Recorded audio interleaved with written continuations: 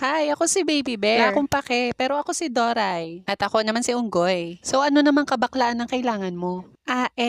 Gusto ko sana makauwi na sa amin at makita ang aking nanay at ang aking kapatid. Maaari niyo ba akong ihatid, ha? Sure. Oo naman. Yay! Group hug!